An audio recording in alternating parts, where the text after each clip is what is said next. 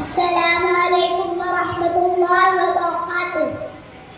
نحمده ونصلي على رسوله الكريم اما بعد فاعوذ باللہ من الشیطان الرجیم بسم اللہ الرحمن الرحیم اللہ الذي خلق السماوات والارض وقال النبي صلى الله عليه وسلم الكبرياء ردائي والعظمة إزاري أو كما قال عليه الصلاة والسلام قبل قبر صدر جلسہ دوستو آج میں آپ حضرات کے سامنے اللہ کی بڑائی کے سلسلے میں چند باتیں عرض کرنا چاہتا ہوں دوستو اللہ کی ذات بہت بڑی ہے، وہ بادشاہوں کا بادشاہ ہے، وہ شہنشاہوں کا شہنشاہ ہے، آسمان اور زمینوں میں اس کی حکومت ہے، ساری کائنات کے نظام کو چلانا رکھتا نہیں، وہ سلاتا ہے کھاتا نہیں، وہ کھلاتا ہے کھاتا نہیں، وہ پلاتا ہے پیتا نہیں، اس کے خزانے کا ختم نہیں ہوتے۔ ایک روایت میں آیا ہے کہ جس طرح سمندر میں ڈبونے سے اس کے سوراخ پہ جتنا پانی آتا ہے اتنا بھی خدا کے خزانے میں کمی نہیں آتی۔ اتنا بڑا ہے کہ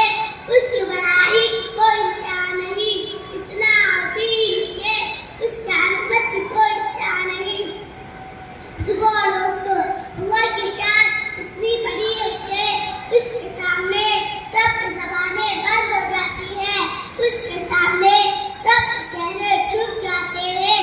چاند سورج اسی کے حکم سے چلتے ہیں، ستارے اسی کے حکم سے چلتے ہیں، سیدھے بڑے بڑے پہاڑوں کو میخوں کی طرح زمین نگلا رکھا ہے، بڑے بڑے جنگلات اور جنگلات کو سیدھے پیدا کیے، پرندوں کو چرندوں کو درندوں اور حیوانات کو کیڑوں مکوڑوں کو باقی دنیا کے ذرے ذرے کو چپے چپے کو سیدھے پیدا کیے ہیں۔ دوستو اللہ کی بڑائی کامیاب بننا تھا، صحابہ نے سمجھا تھا اور اللہ نے سمجھا تھا۔ آج دعوت کی محنت چھٹنے کے برابر امت کا بہت بڑا طبقہ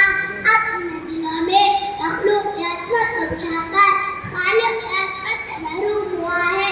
جب تک خدا کی عظمت کو بڑائی دل میں نہیں آئے گی اس وقت تک بندہ خدا کے احکامات پر چل نہیں سکتا، دین کی پیروی نہیں کر سکتا، حضور صلی اللہ علیہ وسلم کی اتباع نہیں کر سکتا۔ اللہ کی بڑائی زندگی کے رخ کو بدلے گی، اللہ کی بڑائی